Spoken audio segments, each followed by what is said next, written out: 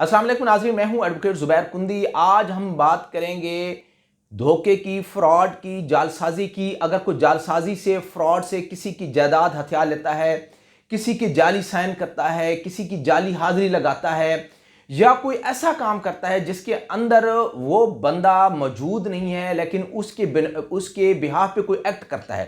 जैसे कोई किसी का जाली मुख्तियारनामा बना ले कि जी मैं उसका मुख्तार आम हूं और उसकी प्रॉपर्टी को बेच दे, जबकि वो मुख्तियार आम रजिस्टर्ड ना हो।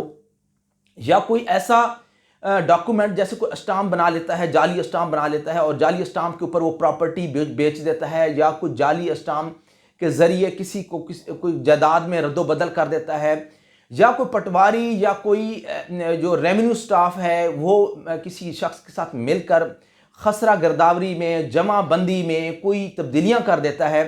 तो जी हाँ, ये सब जुर्म है, बड़ा संगीन जुर्म है। इसके ऊपर 420, 468, 471 पीपीसी का पर्चा होगा।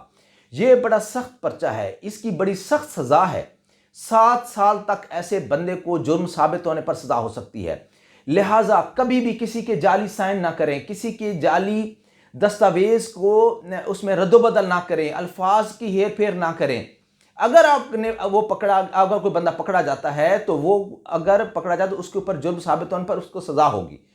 अच्छा, कोई सरकारी मुलाजमीन के साथ मिली भगत करके अगर कोई बंदा कोई बेनिफिशियरी हो जाता है, किसी की जायदाद में रद्दोबदल करता है, तो उसके खिलाफ कैसे क्या कार्रवाई होगी। जैसे पटवारी अगर या कोई क्लर्क अगर किसी की जो जायदाद में, या पटवारी है तो वो खसरा गिरदावरी में, जमाबंदी में, वट जो भी है उसमें तब्दीली करता है किसी के साथ मिलकर, तो क्या करेंगे। जी हाँ, ये एंटी करप्शन का पर्चा है। आप एंटी करप्शन में दरखास्त देंगे, उसके खिलाफ सरकारी अफसर के खिलाफ या सरकारी मुलाजिम के खिलाफ सख्त कार्रवाई होगी और नौकरी से वो हाथ धो बैठेगा। जी हाँ, इस तरह के बहुत सारे केसेस होते हैं और बड़े सख्त केसेस होते हैं। इनसे बचना मुश्किल हो जाता है, जान छुड़ाना मुश्किल हो जाता है एक सरकारी मुलाजिम के लिए। किसी को जायदाद से महरूम करना आसान नहीं है। अगर कोई शख्स किसी शख्स के जाली साइन करता है, बोगस डिग्री के ऊपर अगर भर्ती हो जाता है और किसी का हक छीन लेता है, चाहे वो 25 साल की सर्विस भी कर ले, तो आखिर में पकड़ा जाएगा तो उसके खिलाफ 420, 468 और 471 का पर्चा होगा। 7 साल साथ साथ वो जो उसकी तनख्वाहें वसूल की होंगी वो हुकूमत की ट्रेजरी में वापस करेगा और जो बनी बनाई इज्जत है वो बर्बाद हो जाएगी। लेकिन कुछ मासूम लोग भी फंस जाते हैं। जी हाँ, कुछ मासूम लोग, उनके करीबी रिश्तेदार उनको कहते हैं यार यहाँ पे थोड़ा सा दस्तखत कर दें, गवाही डाल दें। और भाई पहले डॉक्यूमेंट को पढ़ा करें, एक एक लफ्ज पढ़ा करें। खुद पढ़ना नहीं आता, किसी बड़े से पढ़वा लिया करें, किसी से भी, बेटे से, किसी भतीजे से जो पढ़ा लिखा हो उसे पढ़वा कर फिर दस्तखत किया करें। अंगूठे खुद से ना लगा दिया करें, आप किसी बड़ी मुसीबत में फंस जाएंगे। असल चोर, असल फराडिया बच जाएगा, लेकिन एक मासूम बंदा जेल की सलाखों के पीछे होगा। तो आप कभी भी ऐसा कोई काम ना करें जो अंधाधुंध हो। कभी भी ये इसमें झिझक की, शर्माने की कि जी फलां क्या कहेगा, जी मैं उसके कहने पे दस्तखत नहीं किए। जी हाँ, इस तरह के काफ़ी सारे मेरे पास केसेस आए।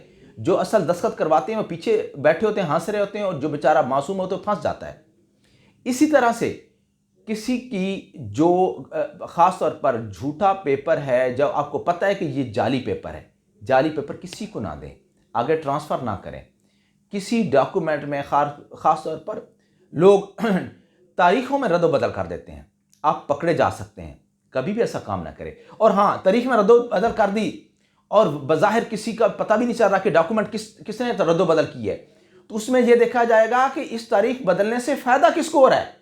जिसको फ़ायदा हो रहा होगा उसके खिलाफ पर्चा होगा, उसको सजा होगी। ऐसी बात नहीं है कि कानून इतना भी, कानून कहते हैं कानून अंधा होता है, कानून इतना भी अंधा नहीं है कि अगर आपने किसी की तारीख बदल दी और तारीख बदलने से फ़ायदा आपको हो रहा है तो आप कहते हैं मैंने बदली नहीं है। नहीं, ऐसी बात नहीं है, आप पकड़े जा सकते हैं। हम आपको इस तरह के कवानीन से आगाह रखेंगे ताकि आपकी किसी भी मुसीबत से आप बच सकें। मुझे और मेरी टीम को इजाज़त दीजिए। इंशाअल्लाह अगले प्रोग्राम में आपको फर्दर आपकी कानूनी रहनुमाई करेंगे। बहुत शुक्रिया।